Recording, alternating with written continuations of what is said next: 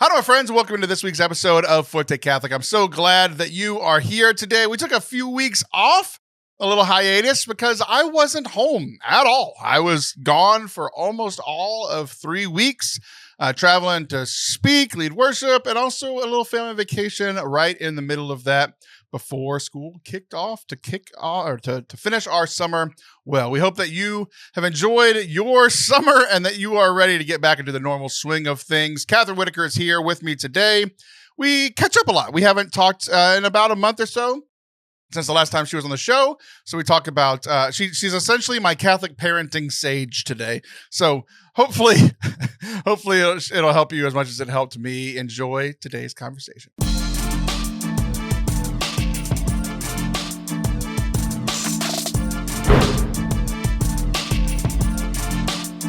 Hello there, and welcome to Forte Catholic. I am Taylor Schroll, and that is Kathryn Whitaker. Hello, Kathryn. How are you? Well, howdy, Taylor. I kind of feel like I need to reintroduce myself. We haven't done this in a while. Yeah. Name, date of birth, Yeah. social security number. No, just Blood the last type. four. Yeah. Just the last four, yeah. So I know that I've tried to give you multiple nicknames. I'm not going to try to give you one, but I do want to ask, because for some reason in my brain today, this is just how my brain works. Has anybody ever called you Kathryn? Like, to me, I think I've been watching a lot of like British, like Cockney accent kind of people, and I feel like that's how they would say your name. You ever heard that one? Maybe from a little kid Kathryn is it's a hard word to say for a little kid. There's a bunch of sounds in that There's word. 3 whole syllables. There's a bunch of consonants all jammed together. There's one of those vowels that's only sometimes a vowel. Right. There's the TH sound. So it's a lot for little kids. So usually I just say like, call me Kay, I think my nieces and nephews call me like Aunt Kath and it was Aunt Calf for a long time. And then I became Aunt Kathryn. So it's okay. That's great. Yeah. Anyway, I don't know why it was popped in my head, but the whole time, like I never said it out loud until just now. My brain all, going through this morning. I was like, I'm recording with Kathryn today.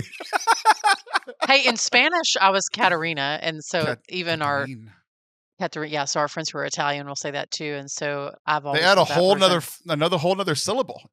they can call me that anytime. I love the way it sounds. It sounds prettier in another language. So Well, very good. So how today's episode is going to go is because it has been a while for you and I to talk, but it's also been a while since we released a podcast because it's been a crazy end of the summer, mostly because I've been traveling, but we just need to reconnect. I'm like, I see, your Instagram stories. It seems like you're living a life. I've been living a life here recently, so we're just going to talk about it. So we're going to have the Kathryn segment and then the Taylor segment, and then we're going to go our separate ways. So Kathryn segment, ready, set, go. I asked you what we're going to talk about today, and you said, well, there's a lot going on with my kids, and there's also this secret thing. I'm like, okay, and then you just stopped. I'm like, well, is that, if we can't talk about the secret thing, we're just going to talk about your kids? I'm like, I know your kids are very important to you, but it's not everything you have going on in your life. I see your Instagram stories. There's a lot going on. So where do you want to start with the Kathryn segment? Obviously not the secret.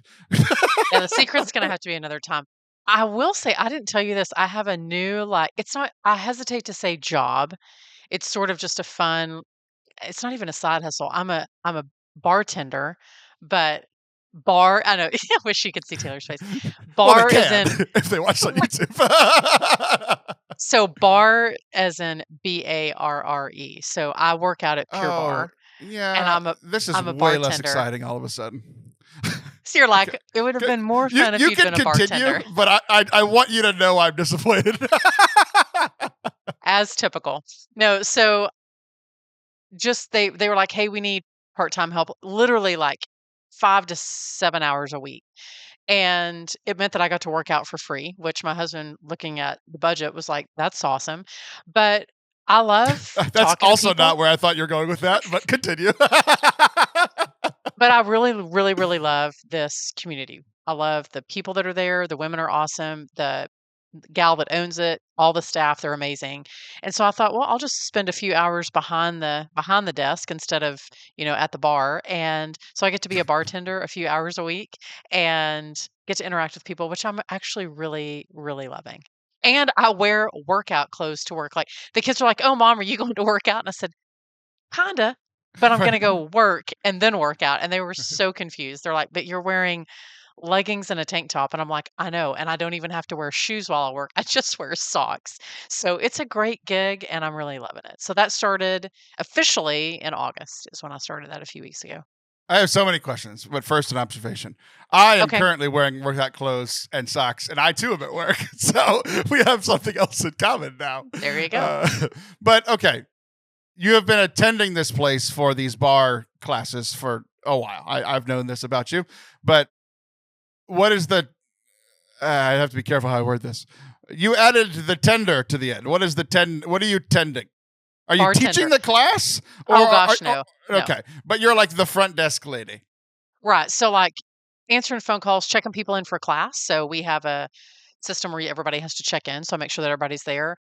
If people want to like become a member or they just want to try out a class, I kind of explain like what our different formats are and what we offer as a studio. So a little bit sales, a little bit hospitality, and then just a little bit of like making people feel comfortable. Because I remember the very first time that I went to one workout and two workout in a group fitness setting, I felt like everyone, it's like when I became Catholic and I went to church and I assumed that everyone thought I was a brand new Catholic and they were judging me. I thought the same thing about when I started working out.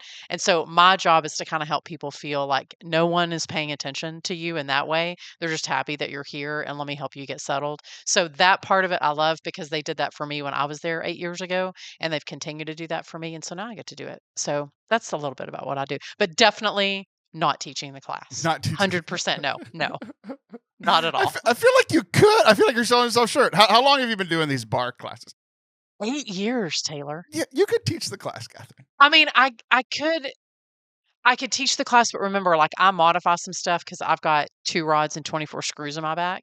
So some of the things that they do, I was like, my back doesn't bend like that. So I would be like more like if you need a modification teacher, I could do that. But also there would be the challenge of like people would have to understand my accent. Right. Because as they're teaching you the class, they're talking. And I'm like, that might be too much of an ask for people. Because you're asking them to try a workout and understand the instructor. It could be too much. Oh So. man, you just gave me the greatest idea of all time. We need to have you don't even have to have a side hustle anymore. You can quit this job because I have a brand new thing that you can do. Oh, I can't wait. Let's hear it. You just need to do how-to videos on YouTube, but there needs to be it's how to do anything. From basic stuff to fancy stuff. We can get people to teach the fancy stuff, and you can teach it. But you have to be the host of this how-to channel. But in every one, there's like 25 people, and they have to we have to blindfold them. And they only can do what you're asking by listening. And we get to see 25 different peanut butter and jelly sandwiches made. We get to see 25 different, type these words, and it's 25 different sentences. Oh, it'd be hilarious. Well, one time they asked me when the kids were in school, there was a spelling contest. And they're like, can someone read the words? I was like, sure. The problem is that the words were all they were all the OI words, like bull and full and ol, and all the kids are like, Mrs. Whitaker, we don't understand. And it's a timed, like they can't talk to you test. So they had to stop the test, Taylor, and ask someone else to come in and read the words. I was like, I told y'all. Now, if this was a bunch of Texas kids born and bred here, this would have been no problem. These are a bunch of California kids, and they had no clue what I was saying. It was awesome. So I don't volunteer for things like that anymore. So that's a few. You found your niche. That's one of my side. I did. A bartender, a non-alcoholic bartender. We found your niche. Here I am. I have arrived. Yeah, I mean, and then the kids started school, so we're 5. I had to count that up real quick. So 6 kids in 5 different schools. So you don't know how many kids you have? No, I mean sometimes. So wait, 3 is different it 5, colleges. 6? I can't remember. Shut up. I know. So many kids. Whose kids are all these? So 3 in college, and then I have 2 at the high school. So that saved us one commute, and then 1 in elementary school. And so they all started, and I got to see if I can get permission from John Paul to share this photo, but the kids were all sharing, my college kids were sharing their first day of school photos in our group chat. And I love it so much because if ever there was a definition of a middle child, it would be John Paul. And so he sends me a picture of the first day, but everyone else has You have 4 middle children. That's true. But he's the quintessential middle child. And they have the little boards, like the first day of second grade or whatever. So at college, they have like pre-printed ones. John Paul was like, why bother? And so he just took a piece of notebook paper and wrote on notebook paper. I texted him back, I hope that's college ruled. But it was just the best You need first MLA. day You need to photo cite your ever. sources down at the bottom. It was so good. I just laughed so hard and it made my day. So everybody's, I got a senior in high school and a freshman in Wow. high school. Our preemie's a freshman, which is hard to believe. And yeah, we've only got 2 years left of elementary school. It's starting to feel real weird, Taylor. Like, when did I become the mom of all these old people? Because I'm still 25. So it's super weird. No So comment. smart. Very smart. Very smart. Yeah, and then we have really actually what's today? Okay. So on Friday, if I'm doing my math right, maybe it's Saturday. God, I'm bad with math. The 25th of August is the last day to sign up for our pilgrimage to Germany and Austria. We have like 2 spots Sunday. left. Is that Sunday? Okay. Sunday. Thank you. So yeah, 2 spots left to Germany and Austria. We're going to be leaving December the 7th and we get back on the 16th. So it's going to be right in the middle of Christmas market season in Germany and Yeah, it's Austria. awesome. It's going to be amazing. I can't wait. And we'll also do Jesus stuff too, but we also need that. 2 more people. These last 2 signups are going to be in Texas because it's currently 148 degrees right now outside Right. Texas. You too can freeze in December. Yeah, exactly. So if you want the exact opposite of your current experience, go sign up to go on Kathryn's Germany pilgrimage. Where do they sign up? They can just go to my website. Just go to KathrynWhitaker.net, or they can go to my Instagram and click on the link. For those of you not from the South, that is KathrynWhitaker.net. And then there's also, or you can go to social media, Kathryn Whitaker TX, and that's either on Instagram or Facebook, and there's links on there. Great. I'm excited for you. I have a follow-up question about your kids. Oh, okay. I can't wait. Let's hear it. So I'm interjecting myself into your portion of the show here because you're talking about how you have 3 kids in 3 different colleges. That's University of Houston, Texas A&M, and some grad school? Somewhere in Kentucky. Will says, Mom, don't share the school yet. Somewhere in Kentucky. Okay, somewhere in Kentucky. Okay. Yeah. I think you've shared it here before. Sorry, Will. Yeah, it's okay. It's okay, but Will. I forgot. It's okay. It's okay. So you have 3 in 3 very different parts of the country. You have 2 in high school, 1 in the elementary school. So where I am in a different place in my life, but we just had a large transition that I was excited for. And I'm still excited, but I'm less excited now that it's happened and like reality is starting to set in. So I don't have kids across the country, but I do have, for the first time in our lives, 2 different campuses. So we don't have 5 like you currently have, but we have 2 different campuses, which I didn't think was going to be that big of a deal. Like they're only 2 minutes apart from each other. Drop off. My wife does the drop off, and that's not a huge deal. But the thing that I was most excited about was my son's sports. Like, he's playing football. So he has football practice, which is a 15-minute drive north of the school, which is actually closer to our house. But there have been multiple times where it's already happening, Kathryn. Like, I feel like what I've just done is that this week, I feel like is what I've heard from some parents, the worst part of parenting. And you've had a lot of experience as a parent. And I just want to see, yeah, exactly. I want to see where this portion that I'm entering right now ranks for you in like worst parenting segments that you've been in so far. Okay. So the reality that I'm now we're picking up the girls at 3:30. We're either picking up my son 20 minutes later at school on days he doesn't have practice, or when he has practice, we're picking him up 3 hours later at a different place, 15 minutes away. Sometimes my wife works. Sometimes I have stuff at night. So we're like having to trade kids. I feel like my daughters are just being shuttled around town, not for their stuff, but for my son's stuff. And the reality said it's only been a week, so I can't like really complain. But the real like complaint is like that I know the reality of what I just entered hit me. The fact that he is 11 and this is our life now until he turns 16. Like 5 years of this, Kathryn? I've only done a week. How do you people do this? How does anybody do this? I have been doing this for like 2 decades, Taylor. Okay, so a couple things. I'll say I call it carpool hell because you just feel like you're running in all the different directions all the time. So a couple things. One is I think you got to decide, and I think every family gets overcommitted. And I'll put us in that category. You get overcommitted, and then you live like a crazy season, and you're like, we are never doing that again. And so then you start to readjust your priorities, where you say, okay, so you can be in this activity, and your sister can do this activity, and your brother can do that activity, but we're going to talk about like what that does for the family dynamic. So you start to get better on the front end of saying, like, I'll ask the coaches, the kids will say, I want to play basketball. And I'm like, and what does that mean? How expensive is it? How many hours a week do you practice? How many hours of homework are you going to have? Because that's like a bigger thing. Like, as they get older, they got to balance that. And then in our kids' case, when they're 16, they're balancing a job. And so we just got better at asking questions and helping our kids navigate, like, can you do this or should you do this? We can do anything, but should you do it? And why are you doing it? Because, if your kids really love that activity, or you really love doing that for them, or you see that they're developing this amazing skill or self confidence, and maybe they're not the best one out on the team, right? But they're developing major self confidence. Maybe they're building friendships. Those sacrifices are all worth it. But it's the grind of when you're like, we are literally spending 3.5 hours in our van every day, and the little ones are getting drug around everywhere. Like, is this worth it?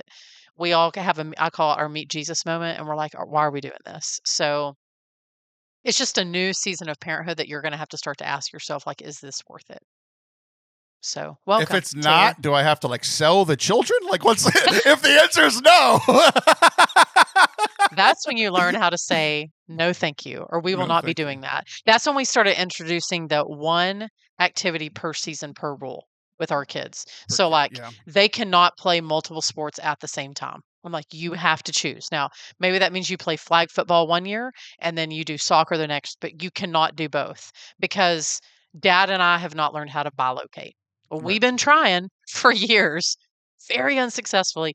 Even one of our kids asked Padre Pio to be his confirmation saint. That did not help us learn how to bilocate. So there's only so much you can give. And if you're always on the road, always traveling, always saying yes, what does that look like at your dinner table every night? Like, what suffers? And so we decided that family dinner was important. Now, some seasons, especially when we had a baseball player, sometimes we were eating dinner at 4:30. Sometimes we were eating dinner at 9:30, or sometimes we were taking dinner to the ballpark, but we always ate dinner. And so you have to decide like what your non-negotiables are. But I Oh, think you have to dinner make. is a non-negotiable for me. I, No I matter agree. what, no matter what time it is, I have Food. to eat dinner. Yeah, I don't honestly care if they're around. I just need to eat dinner. Non-negotiable. Yeah. No, I mean, I think that every family has to get overcommitted and overwhelmed before they make realistic change that's sustainable. Here's what's scary though is I don't think what we're doing right now is ridiculous, and yet it feels ridiculous. You asked what is It's just suffering, because and I'm it's like, new. I think what's suffering is me and my wife. I think that's what's suffering because like we're not like my daughter is doing. She has one night. It's mostly our weeknights for whatever reason. Like Yeah. Monday nights is I have an optional thing that I like to play basketball on Monday nights on the Monday nights of the year that I'm not leading foundations. So I either have like a work ministry thing of foundations on Monday night, or we might be playing, or it's like our activity night because I need to not be fat. So I'm either playing basketball or we're doing the family co-ed softball league. Just kind of depends what's in season, what's out. Tuesday night, I host trivia every other Tuesday. But and then the other Tuesday is open. Wednesday night, my wife's talking like we're already starting to make the thing is like, do our kids go to Catholic school? Do we send him to youth group on Wednesday night? Because my wife also works at the church like once, maybe twice a month on Wednesday night. The priest. I'm trying not to bleed into my segment, but the priest wants me to lead another course on Wednesday night. Thursday is my wife has a Bible study for work once or twice a month. My son has his football games on Thursday nights. Friday, Saturday, Sunday, we're completely wide open. So I'm like, can we just like can we rearrange what's happening Monday? So my son has practice every day, and it's I don't know. Like I feel like we're being fair. Like everybody has their one or maybe two nights.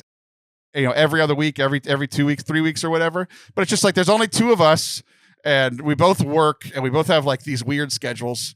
and it's just been odd, and I don't like it. And again, like it's not just a new terrible season. now, but it's just like I can do this now. Can I do it in 4 years? If I had hair, I'd pull it out already. Like I don't know what's going on. Well, I'll say this. I'll say a couple things. One is we have Sunday meetings at our house, and Sunday meetings, everybody sits down with their calendars. So, like your 11-year-old may or may not have a planner, but is definitely old enough to participate.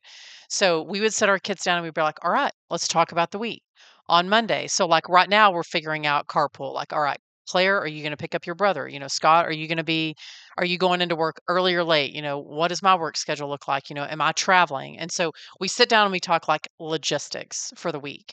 And I think that that's gotten my kids in the habit of saying, I can say yes to that, or I can take on that AP course. And so this is stuff that benefits them later on. But I think it's going to cause me a lot of stress. So Sunday meetings sort of help us figure out, you know, when people are going to eat, when people are going to get picked up, is Wednesday going to be really bananas? Okay, so let's figure out something different for dinner so that it's not so stressful and we still have a connection point with our family. So Sunday meetings have saved us. And I think there was a period of time where they fell off and we could tell that our family culture suffered. So that's the first thing. It's a great idea. I love that idea. It's very helpful. And I actually think you bring up a really good point because I think this is the season where marriages start to fall apart. Because what happens Awesome. is that no, and I say that because your relationship with your wife is more important now than even when your kids were younger. And the reason that I say that is because it is easy, Taylor, to be like, it's fine. I'll take the girls, you take the boys, or like we're going to split up.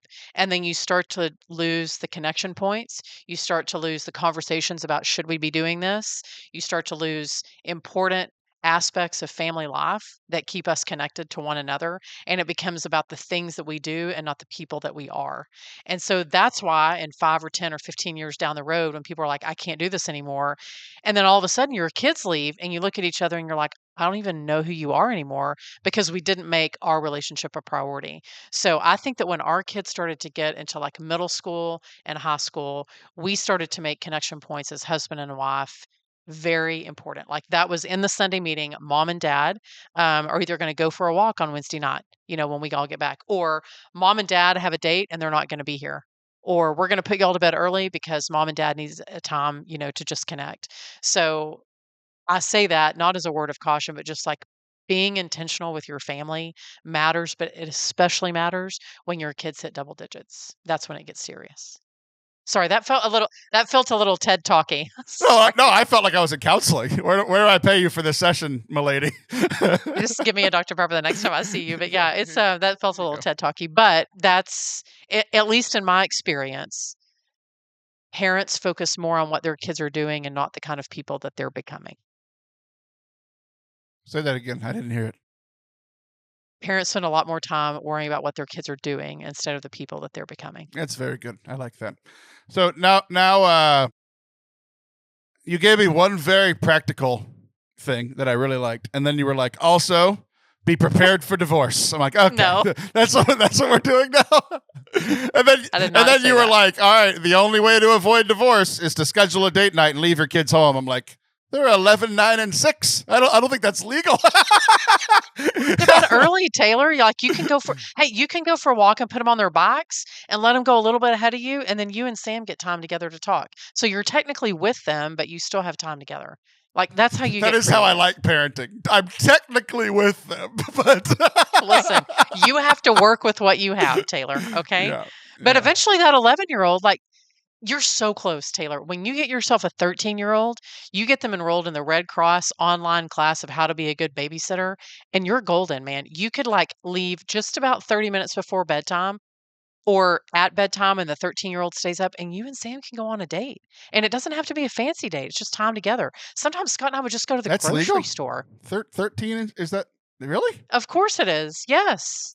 Okay. I'm not talking about you're not leaving them for hours, but you're going to leave them for like an hour. That's a great, like, as they get a little bit older, you start to give them more responsibility. Like I wasn't leaving my 13-year-old with, 5 brothers and sisters at home alone, but we would leave him for 45 minutes and we would get most of them in bed and a couple are awake. I mean, he could handle that. We were a cell phone call away. We would leave him with our one of our cell phones and he had taken the babysitting class. He knew what to do. Our neighbors knew that we were gone and we would be gone for like 45 minutes or an hour. It's good. You got to do that. This is another great practical. So now I'm going to be like, what's next? You dropped the hammer last time you gave me a good. Also, child services will call. I think one of the problems is you've met. I think I'm noticing another problem, and here I am co-opting your segment once again. But you mentioned two things, or the same thing in two different scenarios. One, you mentioned letting the neighbors know whenever you were leaving your kids there, and then you also mentioned carpooling. Those two things sound like they require friends, and we don't do that here. Like we don't have those. We don't have friends. We don't have support. Make yourself some friends. They're all on the internet and live far away. I don't know what to tell you. You have people that live in your neighborhood that you go to church with. But the thing is, when people live near me, they don't like me. The only reason you guys like me is because you're on the internet. Listen, I can't help you with that, Taylor. But I can say that finding other people that are in a similar season so that you can help each other out. Like if your son is playing flag football and 3 of his buddies are playing, get yourself a carpool plan. Like you should not be driving them to the same place every day. Get a carpool in place. Like simplify your life. It not only helps you, but it helps those other families. Plus, it helps you build community. Nobody lives around me. Nobody Come on, lives Taylor. I don't. They all live in the rich neighborhoods. Hey, can you bring us to the poor neighborhood? I know that you have plenty of people. Hey, when we started this, we lived 20 minutes in good traffic in Austin from the place where our kids went to school.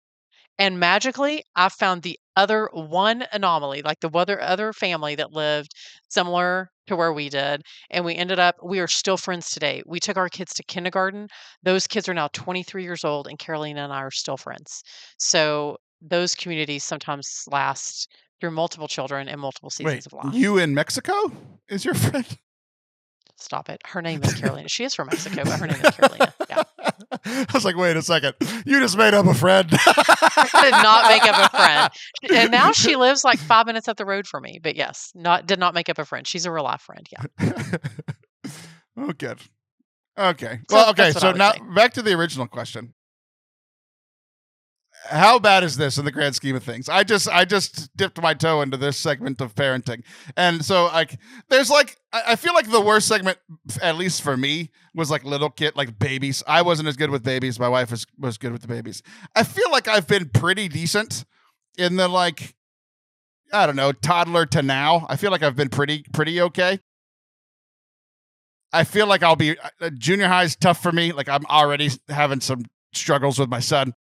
I've always been better with high school kids. So I feel like, I don't know. I feel like there's just this gap of time from like right now until he turns 16 that and you know, in the next few years, like the next daughter is going to be at this school in 2 years and all this stuff. So I feel like I am fearful about it, but I want you to, as somebody who's been through all these stages of parenting already, what was the worst? Well, I'm going to say don't get cocky, kids, saying that you're good with high school kids. You got to be good with your high school kids, not just other people's high school kids. I'll say the carpool thing, it's just a grind, but it's far from being the hardest part of parenting. Like, I think the hardest part of parenting is letting your young adult children make mistakes and you can't fix it. They have to just go through it. What age do you start that? Because that's another thing I'm wrestling with right now. Like, how much do I step in when my 11-year-old makes a stupid mistake or decision? It's a slow fade. I mean, I am definitely a mama bear, but I think with every kid, I think with every kid, I have learned to let go of their choices are not a reflection of the kind of parent that I am. It's really easy to see your kids make a choice that you wish that they didn't make and to allow yourself to let that reflect on you and to be like, man, if only I'd had this conversation, if only I had said this, if only I had done this, that would have never happened. And the reality is that our kids are grown people who make choices. We do too. Like we tell our kids all the time, we are still making bad choices, and I'm 50. I'm still making bad I've choices. made 6 So of them. I'm racking them up today. But so I'm not asking for perfection, but I think it's this relinquishment of the letting go of the outcome. Like I'm no longer tied to the outcome. Instead of I'm tied to like the heart of my kids. And I want them to know that we're always a safe place to come back to. But that is a slow releasing, Taylor, of the letting go. And I think God in his infinite design gives us children who are extremely dependent upon us when they're first born. And as they reach new milestones and they do new things, as a mom once told me, that becomes one less thing that they depend upon you for. And so gratefully, he doesn't give us an infant and then turn around the next day and say, now send them to college. It sometimes feels that fast, but it is this 18-year, 20-year process of sending our kids out into the world, whether it's into the workforce or college or the military or religious life or whatever. But I don't think there was a moment that I was like, "Oh, I'm good. They're fine now." And it has fluctuated with every kid. Some kids need you to let go a little faster and some need to hold on a little longer. So, I don't know what to tell you except this is why I have a prayer life. Yeah. So, there you go.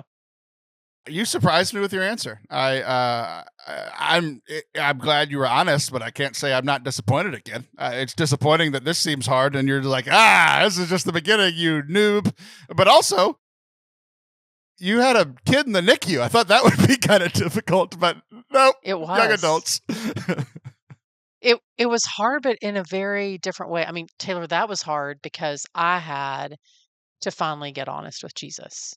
With my kids and letting them go, I had to be honest with myself.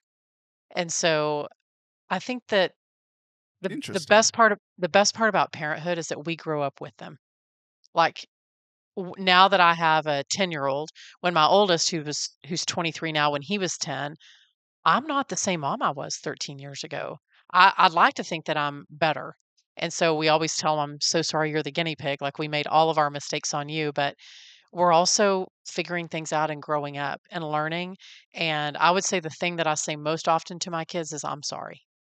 And I did not grow up that way. I didn't grow up with parents who often admitted that they were making a mistake.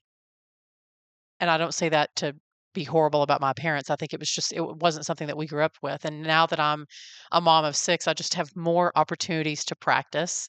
And I'm learning that if you can just admit to your kids that maybe, hey, this is hard for me too, or I can see how that's difficult. And I'm probably going to make some mistakes, but we're going to figure it out together. You start to see your kids as like these unique human beings instead of like a cookie cutter process of like we're gonna stamp and like keep moving down the I'm assembly not line of that fat. I kids. don't see my kids as cookies, Kathryn. Come on, that's being ridiculous. But I don't see them as projects like I used to see them in my early Mm. motherhood. Instead, you start to see them as people and unique people at that who they're funny. And I think that has been the greatest joy as they've gotten older is they are really enjoyable people to be around. Like that I genuinely love having conversations with them and seeing them grow into these great human beings who are still making mistakes but are also figuring it out. It is it's like not in the parenting brochure and there's a reason because none of us would believe it. But now that I'm seeing it, I'm like, man, this is another sweet season of parenthood that we get to see like the fruit of the foundation and then here they are. I love it so much. But I also love having a 4th grader, so I think the best decision, as an outsider looking in, I think the best decision that you made as a parent and why your older kids have turned out so well is that you and Scott co-parented with an organization. Chick-fil-A. You and Scott and Chick-fil-A co-parented your children. They've all don't worked forget there. HEB. Don't forget HEB. They've all been taught how to say yes, no, yes, sir, yes, ma'am, no, sir, no, ma'am. They've all been taught to say my pleasure. They probably say I'm sorry all the time whenever they give somebody an unsweet tea instead of a sweet tea. That's my kid's not old enough to work there yet, but I feel like my parents co-parented with Chick-fil-A, and I turned out. Oh crap, that's not a good example. I hope your kids are turning out better than I did. I do love the fact that Chick-fil-A gives scholarships. That's my pro tip. Tell your kids to get a job with a place that gives scholarships. I will. That had nothing to do with parenthood, but totally good.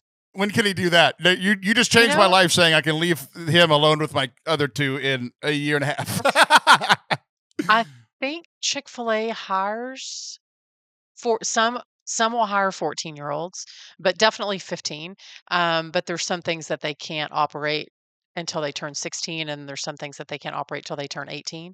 But I want to say 14 might be the youngest. 15 for sure. HEB hires 16-year-olds. So roughly, like we're talking like sophomores in high school is about the age. Good.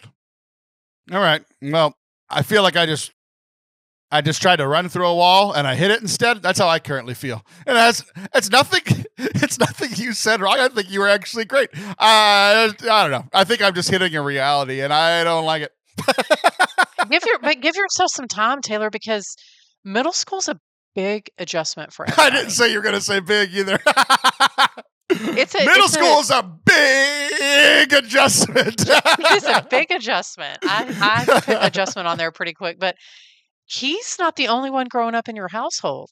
You and your wife are doing this. Y'all are learning how to be parents to a middle schooler. Like, that is props, mad props, because middle school is like, we call it the year of possession, Taylor. They you're like, what happened to my sweet, docile, amazing child? And they like, it's rough, but then you get through it, and then you go through a different season. But mad props as y'all are learning how to grow up too, because it's not easy, this parenthood gig. I don't like it. You don't have to like it, but you're going to have to do it, Taylor. I'm sounding like a mom. I'm going to put on my big girl underwear and say, you're going to have to do it anyway. So buckle up. I will. Thanks, Bob. You're welcome. You're welcome. All right. Well, I co-opted your segment. What else is going on with you? What else is going on? Absolutely nothing, Taylor. You became a bartender. You're sending your kids to 5 different schools. I'm still speaking. I have a bunch of speaking engagements this fall, and still really loving that. So that's all I got. They're still giving you jobs, even though you're a bartender. You didn't tell them. They're still giving me a microphone, which is crazy to me. But yeah, people still give me a microphone, which I just love a lot. And yeah, I don't know. I mean, I think I will say July was rough, and then August we kind of balanced out and found our footing again. But it was a good. But you got rid of half the children. I did. I sent them all out. That's why. Oh my gosh. It looked like a college warehouse at my house about 2 weeks ago. There was literally not a surface without something college related on. I should have taken a video, because I was like, you're the parent of a young adult when I didn't even have a dining room, a hallway, a kitchen, a stairwell. We used to have this basket that I would put stuff on the stairwell to the kids to take upstairs.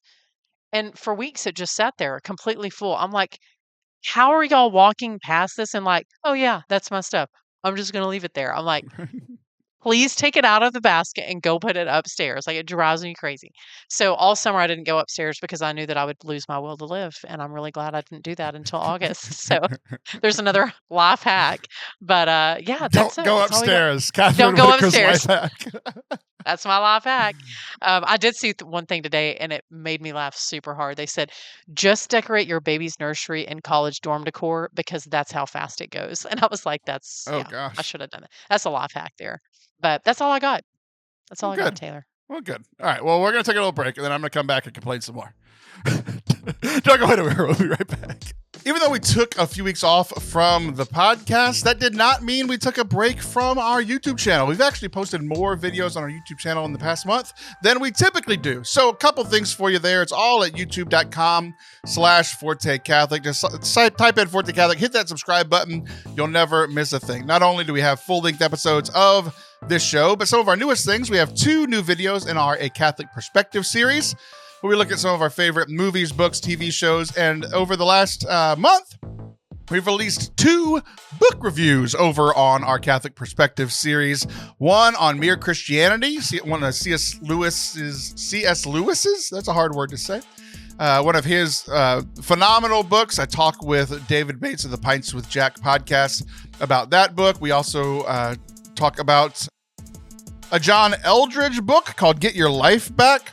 All that's in the Catholic Perspective series. We also have a brand new series on the channel, never before seen until last week, called Catholic Prayers, where I'm going to be posting and sharing some of my favorite Catholic prayers, some of the most popular ones, but mostly these underutilized or lesser known prayers that I utilize pretty often. So just last week, we released the O Holy Spirit, Beloved of My Soul, which is a discernment prayer, the prayer before communion, a prayer to the Holy Spirit, and the Angelus, all of which are part of my normal repertoire. So the Catholic Prayers series, 4 videos out last week with more to come very soon. And then also our friend Jen Foweiler had her new comedy special come out this summer, and I did a review of that also in our Catholic Perspective series. So not only is it just this show, but we have all kinds of stuff going on over there, both from the silly to the holy, to prayers to fun. So we hope that you enjoy that. Make sure you hit subscribe and enjoy the rest of today's show. Welcome back to Forte Catholic. I'm still Taylor Schroll. That's still Kathryn Whitaker, the sage of Catholic parenting. So I didn't know what you were going to say. So it did. There definitely has been some overlap in some of the things, which you saw in the last segment, but I still have a few stories. And essentially, I'm going to complain, which typically people enjoy what I do on this show. But essentially, everything in my life, it's not usually in my life, it's like whack-a-mole, where like you can never have everything going well at once. Everything going well at once would be like all the moles out, right? That's called heaven, Taylor. Yeah, exactly. All the moles are out. That's my vision of heaven. So if everything was out, everything would be great, right? But like, essentially, it's like I can either, you can only have, if there's 8 main things in my life, let's just say family, faith, work, relationships, blah, blah, blah, right? Health, money, all these things, right? There's, 6 to 8 main things. And usually I can have 3 doing well at once and then the other 3 going down. Essentially, every single area of my life over the last, month and a half has had a huge positive and a huge negative. Like, usually it's like my relationships are going very well, but my health is suffering. Or like I'm working really well, so I'm getting a lot of money, but then, my relationships with my family or my health are going down. Like, usually there's this correlation, right? Nope, not over the last month and a half. Every area of my life has had a tremendous thing and a terrible thing. So, we've been mentioning for the last few months, it's been 4, almost 5 months since our house has been on the market. And, I've shared before on the show that we had 1 showing a week for the first 5 weeks and then 0. It's like people took the summer off from coming to see our house. And then over the last 2 weeks, we have had 2 showings. Yay! People wanted to come see our house. Awesome, right? So that's been really exciting. But then on the other side of it, one of the reasons that we wanted to move out of the house is because it is an older house. And the irony in this whole house thing, I might have mentioned this before, but essentially, like, we don't have the money to fix this house up. What we do have the money for is to buy a better house, because all of our money is in the equity in this home, right? So like, we don't have the cash on hand to pay for updates that we need to do. We just need to get a mortgage at a new place and everything will be fine, right? So one of the things was we were like, we've been in this house for 10 years and we haven't done a ton of, like, we've done maintenance and stuff, but not like replacement. But like, a lot of things are needing to be replaced, right? One of those things happened. So essentially we've been in this race of like, can we sell the house? And one of the things that would happen, that would help us to sell the house, is if we dropped the price. So the house has been on the market for almost 5 months, which means that we were planning for it 6 months ago, right? So in those 6 months, there have been 3 segments of 2 months, right? That's just how math works. Every one of those segments of 2 months, for 6 months, we have just been like, let's not spend any money that we don't have to. Let's try to relax on spending. My wife got a raise. I'm, trying to maintain the money that I'm making here. So like, we were like, look, if we don't spend money on anything other than necessities, over like 2 months, we can build a nest egg of somewhere between $3,000 or $5,000. And we could take that $3,000 or $5,000 and knock down the price of the house. So then we could sell the house and, ironically enough, be in a better situation financially. Getting a nicer house would put us in a much better financial place. It's just how the math works, right? And so we did that for the first 2 months. We were going for like 3,000 to 5,000. We got about 4,000, and then my car needed $3,500 of work on it. Boom, that nest egg Always. is gone, Yep. right? And then the next one, or maybe the car was the second one. The first, we've essentially had 2 times where the money went up. It was a car and something else. I can't remember, but 2 right around $3,000, $5,000 repairs that that unplanned repairs. But we did this twice. We've been living on rice and beans. We've been shopping at Sam's Club. We've been doing all the things that we can try to do to save money. We build up a nest egg of $3,000 or $5,000, and then boom. So that happened again last week. So we get these 2 showings in the week. Yay, things are going well. And then I try to take a shower one night, and our it's an older house. So typically when I go turn the hot water in the shower, it takes about 15 to 20 seconds for it to warm up to where it's warm enough for me to. I thought you were going to say 15 to 20 minutes. And I was that's a really long time. That's a problem. That's a problem. But so essentially the water heater, I just learned all this. Gas water heaters tend to last 8 to 12 years. It's been 11. So apparently the previous owners put this one in the year before they moved. And, I go over and I check it, and the pilot light is out. I can't restart it. I go on YouTube. I try to learn all the ways to restart it. I'm learning new things, right? And then I can't get it to light. So we call somebody in. They're like, yeah, it's old. It's leaking. So water's leaking into the pilot light room, and it's not going to light. You need a new one. Yeah. Those are not inexpensive. They're not. And it would have been about $2,500, but they saw the for sale sign out in the thing, and they were like, actually, to get it up to code to be able to sell it, you have to do this, this, and this as well. So that we had saved up about $4,000, $4,500 to trying to get to that $5,000 mark, to drop it down $5,000. And then, it's a $3,500 repair, right? So that happens. And I'm just like, come on. We're doing everything we possibly can to do this thing. It would be nice for our family. But the irony of all ironies is, like I've said a few times, we would be in a way better financial situation if we just moved to this nicer house. So we're in this race of time of just we want to sell the house, but then we also need to maintain this one and make it nice for.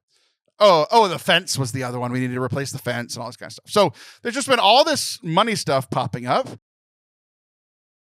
Also on the money idea. I think, Taylor, if you hadn't been saving that money, you would have been in the hole so much more. I know. Did you think of it that way?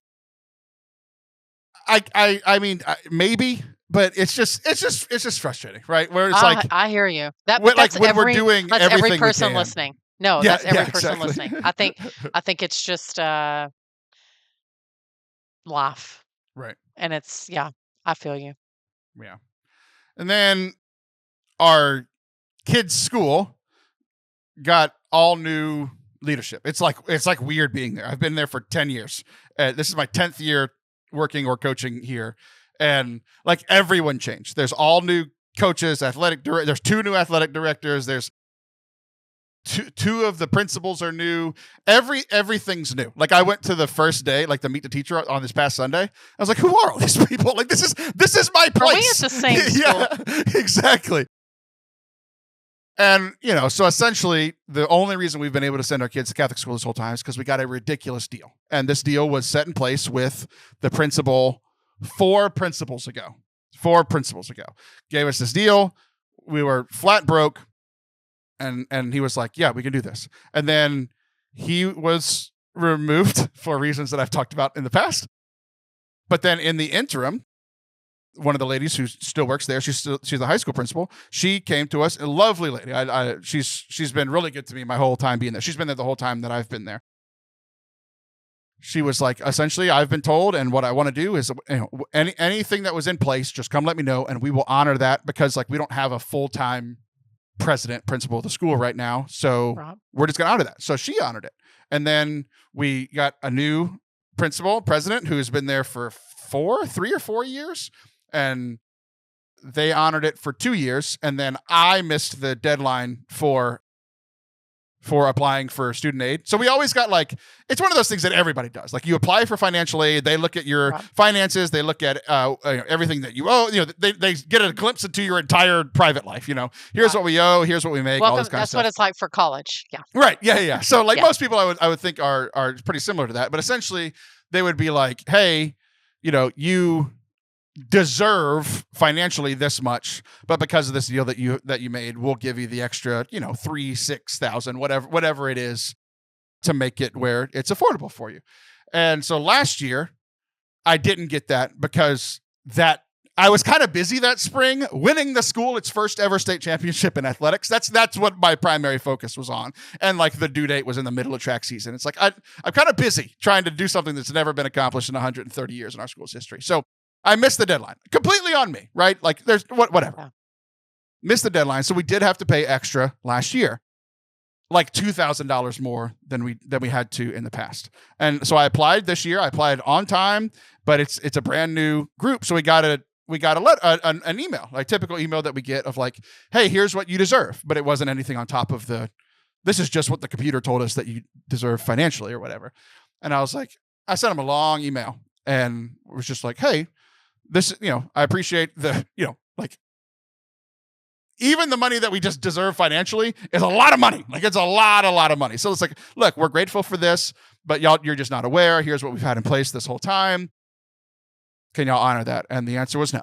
So we're paying double what we've paid our entire time. And like, we could barely afford paying what we paid last year. Like, so like the money we deserve plus the money that we got for like, I've been working there for 10 years. I volunteer at the church. It's like, I've quote unquote earned some, assistance or whatever. Right.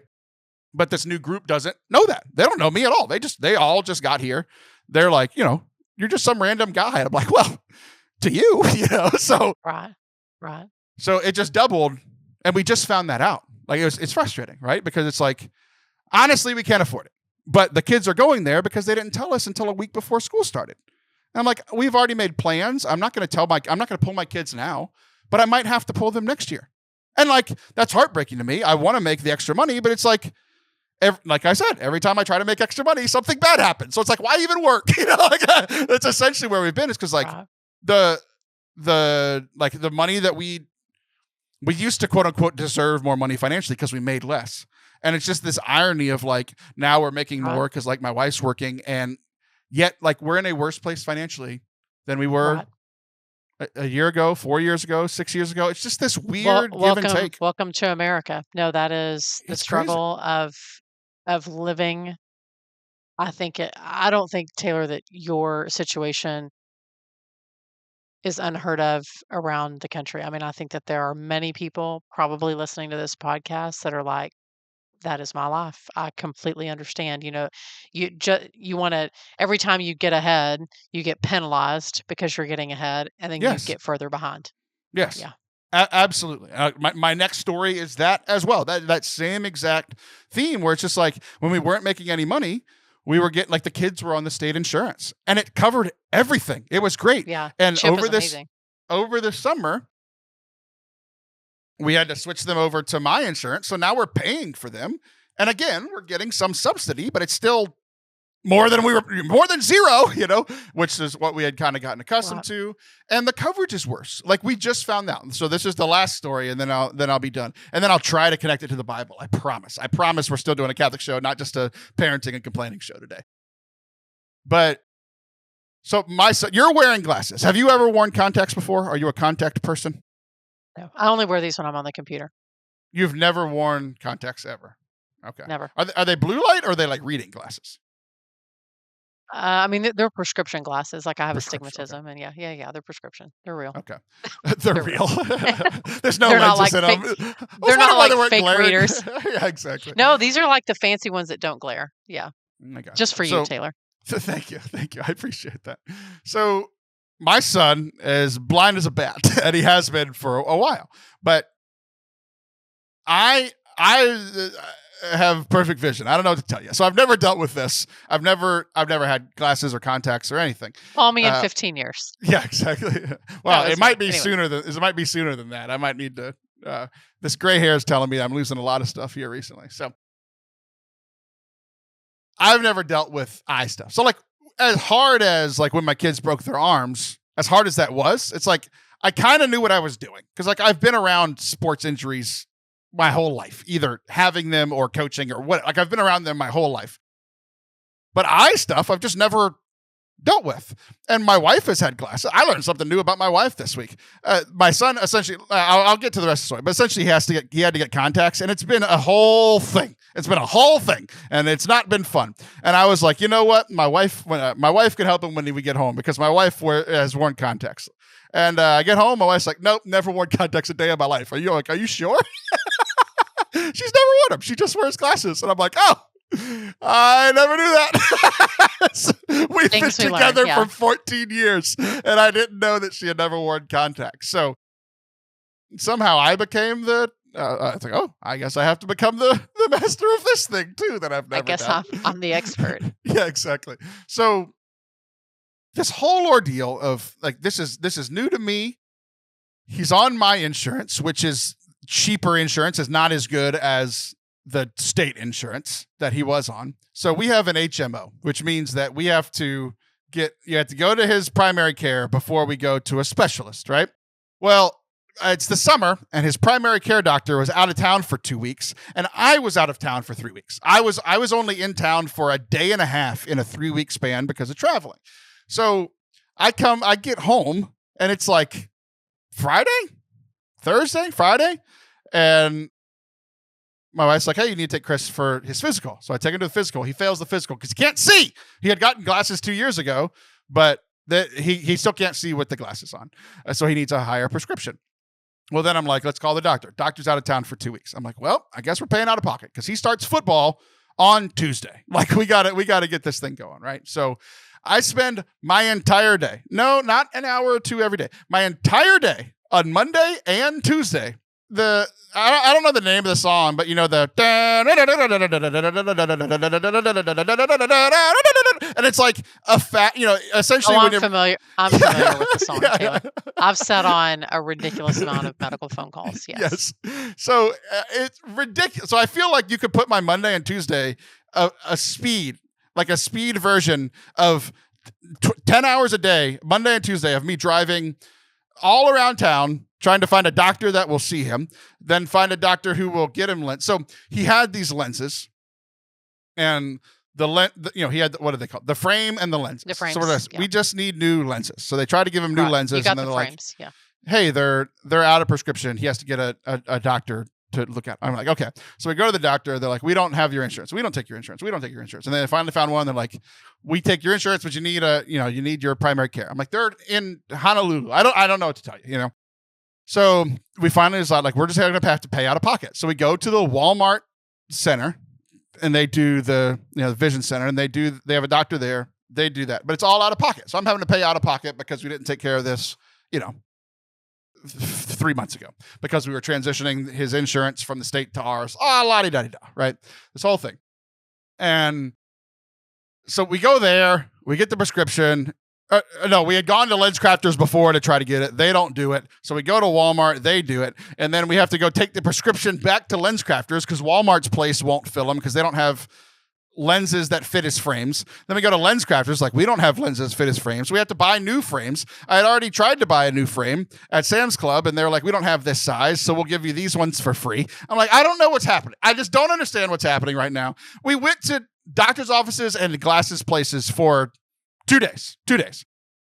When we leave the doctor's office, he left his glasses in the doctor's office. So we had to go back to the doctor's office to go to Lens Crafters to get the right lenses and his frames. But the doctor's office had just closed for an hour and a half for lunch. Like, it's just a mess. So frustrating. And then we have to get him contacts. He's never had contacts before. And it takes him, like, legitimately an hour and a half. I'm not exaggerating. It took him an hour and a half to put the contacts in for the first time. And just like, I'm a good patient father for about 30 to 40 minutes. And then that last hour, it was rough. It was rough for me. It was rough for him. It was rough for the little nurse. And finally she was like, do you want me to just do it? And he said no, because he's proud like his father. And, I can do it, even though you've clearly shown over the last year and a half or hour and a half that you can't do it. And then sure enough, she walks in, she grabs it, she pokes it in his eye, and it's completely over, and we can leave, And then, Tuesday comes, and he's at school, and we're still running around having to do stuff while he's at school.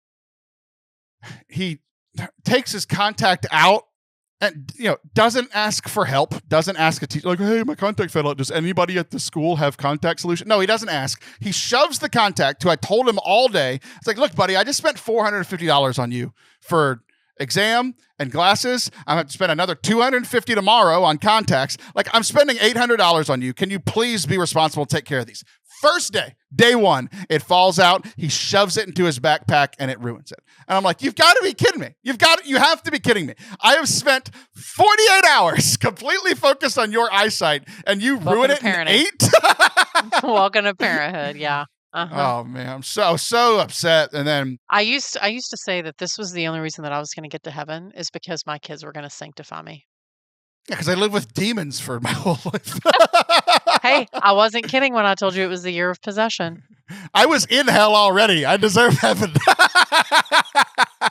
Hey, it is a constant conversation that I have with God of how many times are you going to have to give me the opportunity to learn the lesson before I actually learn the lesson? But kids sanctify you, or if you have nieces and nephews, or you're, a godchild or whatever, they find a way to sanctify you in a hurry and remind you, like, okay, this is not in my control, or my kids are kids and they don't understand. Taylor, of course, our kids don't understand what it's like to run around for 2 days and to sacrifice and to make the things that we do, because they know, and I think this is a good thing, they know that you are always going to provide for them and love them no matter what. So congratulations, your kid knows that intimately. They just don't always know the bigger picture. He knows it, he just doesn't respect it. And that's the thing that's pissing me off. I know some adults that don't respect things. So right. It's hard. It is all a challenge in learning how to be obedient and to be patient. The irony is, it's like I said that there was bad things and there's good things happening too, right? So overall, it's been just a struggle financially this whole summer, and then we just got slammed, especially over this last week and a half. But also in the last week and a half, two weeks, has been the biggest influx of income that I've had since the summer started, since like April, because events are coming in, and I've done some events, and it's been good, right? But it's one of those things where it's like you were just like the mindset. Framing of the mindset of just like, this money was supposed to be to like, hey, let's try to keep this organization above water. And now it's like, hey, can we just make payroll?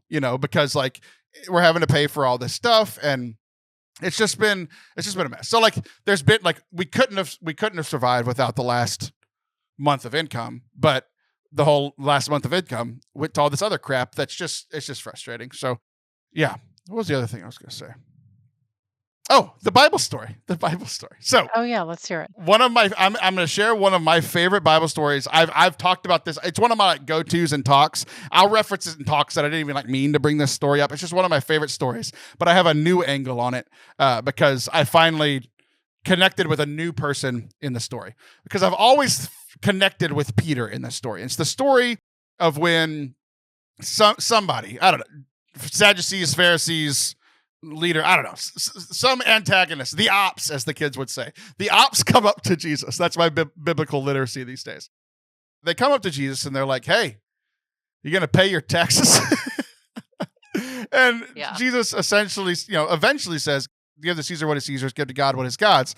But before he says that famous line, the part that I love about this story is that he goes and he tells Peter, go fishing, which is strange. Hey, are you going to pay your taxes? Peter, I need you to go fishing, which to me sounds like, hey, we need to pay our taxes. Somebody around here needs to make some money. Peter, go fish. But what he says is like, go fish, and the first fish that you catch is going to have a coin in its mouth. And in my recollection of the story, it was always that's how Jesus was going to pay his taxes, because the bad guys are asking Jesus how he's going to pay his taxes, and he says, I will, because Peter's going to go fish. But So like the part that I love about this story is that Peter disappears from the gospel for like 4 chapters, because we know from the gospels that Peter is not good at being a fisherman. Every story that we hear about Peter fishing, it takes him forever, and the only time it goes well is when a carpenter tells him how to fish. That's the only time fishing goes well for Peter. It's like your son in the doctor's office, right? He's Peter and she's the carpenter. Right, exactly. Hey, do it like this. Okay. So that's why I've always brought the story up before. But then we read it in mass, I don't know, in the last couple of weeks. And I heard something new.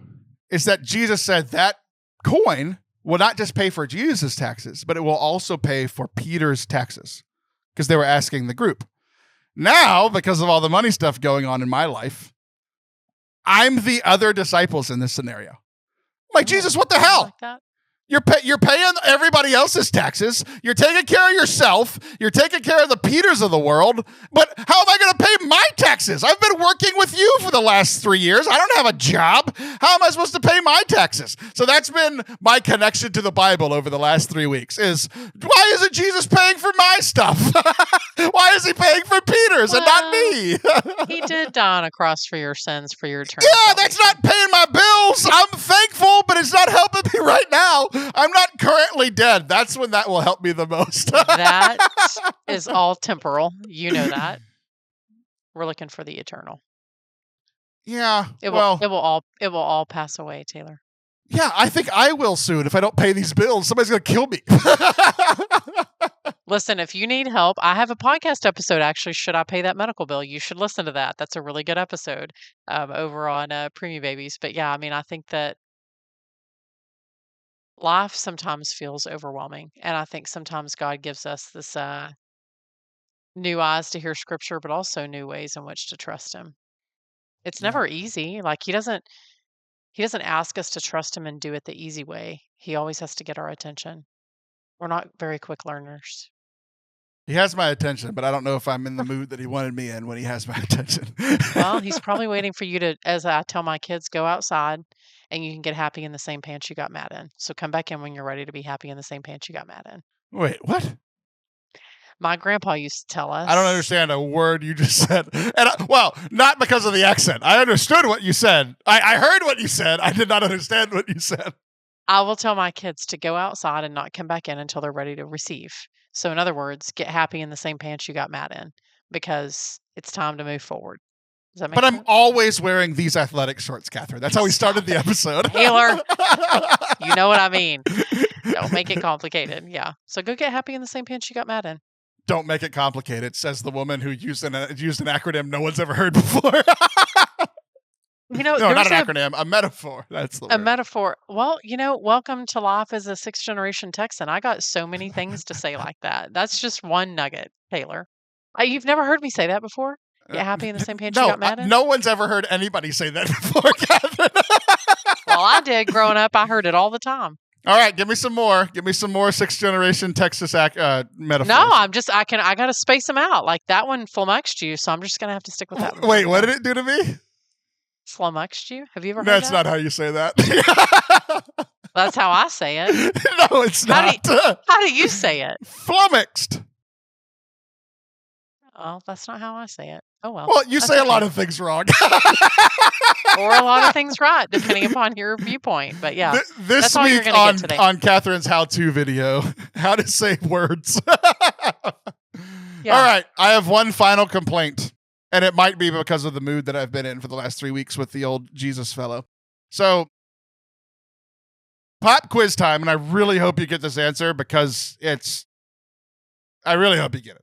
What have we been reading in the Gospels for like the last? It seems like 18 weeks. It's been about the whole 5. bread of life. The bread of life discourse. Yeah, it's every Catholic's favorite chapter because it's like, see, it's Jesus. See, whenever he gives us his bread, it's actually his body. And if you're a Protestant, you're stupid. That's essentially everything that I hear. Anytime anybody brings John chapter 6 up, it's like every Catholic's favorite one. And I'm here to tell you, I'm tired of it. I'm just done with John chapter 6. We've been reading it since I was in Pittsburgh the first time. That was 2 months ago, and we have Yeah. 1 week left. It says every reading, it's the same thing. It's just Jesus for 18 paragraphs saying, hey, this bread is my body, in different wording. It's like Jesus was like me in college when you have to meet a 3-page requirement and you only have 2 paragraphs of stuff to say. That's what he's doing in John chapter 6. It's like, we got it the first time. He wants you to hear it, Taylor. Yeah, I'm done hearing it. I got it. I want to move on. So you know what I did in the homily this weekend during the homily that I couldn't understand because they talked You you do have a bad attitude. I know, and I was in the same pants that I was when I was happy. So I don't know what you want me to do about it. So what I did is I read 2 weeks from now's gospel, and we finally go to Mark, and I've never been happier to go to the Gospel of Mark. I'm just tired of it. I'm tired. I am tired of hearing it, but I am so tired of every Sunday or Monday seeing 45 Catholics post about it on their social media. Then that's when you need to mute some people, because you know what I'm hearing in my social media feeds, that A&M plays Notre Dame next week. That's what I'm seeing in my. So you need to get better people to follow, Taylor. Yeah, I'm done with Catholics, I think is the thing. I actually mute a lot of that because, man, don't judge me for this. I find the echo chamber sometimes it gets old sometimes, and I just can't do it. So I'm like, I would rather hear about college football, or I would rather hear about someone else's opinion, or quite frankly, I would rather hear about the joy of my Protestant brothers and sisters. That sometimes I think Catholics try to shove things so far down your throat instead of just like presenting it as, hey, this is something that I want you to hear and I love it so much, but I'm also going to talk about how that relates to me in my real life.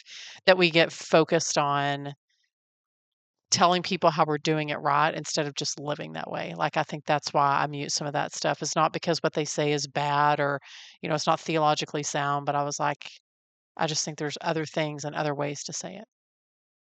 But that's just my 2 cents. The repetition, both from like the gospel readings, it is annoying that the church has us reading this chapter for 8 weeks. It does start to make you wonder, like, are people sharing that because they want people to think that that's what they should be sharing, or are they sharing it from a genuine place of joy? I think they're sharing it to bash Protestants, which drives me nuts. Oh, well, a lot of times people. I'm not going to do that. That drives me. Well, a lot of times it's people who are like new converts or like reverts to the faith, where they get so excited about it. It's just this excitement about faith, which, like, great, you're more excited about your faith than I currently am. Good for you. But I'm also not a jerk to you, to Protestants, at least. I'm jerks to everybody else. I'm nice when it comes to other people. I have no problem. I follow some great people on social media who are not Catholic. In fact, many of the people that I follow on social media are not Catholic. And I love the joy. I love when they share that. What I don't love is when people shame other churches, other faiths. And this encompasses more than just Christianity, Judaism. There are so many, Islam, there are so many other great components of other religions. And I think when we start to say, look how much they're doing it wrong and how much we're doing it right, and basically you're a bunch of idiots if you don't believe it this way, I don't think people are shamed into loving the church. I think that's a bad strategy. Yeah. Why would I want to join that? Exactly. And why would I want to, even if everybody was nice and being nice on social media, why would I want to go to a church where they read the same gospel every week? But if my kids talk to their friends like that and they shame them like that, they would have no friends. Like, people aren't drawn to that. I already said I don't have any. What's my problem then? Because this isn't my problem. Taylor, I'm not your mom. I don't know. I'm just saying that the lesson there is that if my kids spoke that way, there would be consequences in our house. So when I see people speak like that on social media, it does make me lose a little bit of respect for them, because I was like, there's a better way to do that. And I know where your heart lies. I can see that. But man, the message and the messenger could be so much more loving, so much more welcoming, and drawing people in to be curious about why we believe what we believe, instead of just telling people that they're doing it wrong. But that's another podcast for another day. I think I'm doing it wrong. So here's my final request. When you all go to Mass this Sunday and you hear from John 6 once again, just say a little prayer for Taylor, because I'll be there in those same pants, grumpy out of my mind. But you're going to get happy in the same pants you got mad in, Taylor. I'm not going to say what I just thought of. That's our show today. I'm Taylor Schroll. That's Kathryn Whitaker. I'll be back next week. She'll be back in a month. See ya.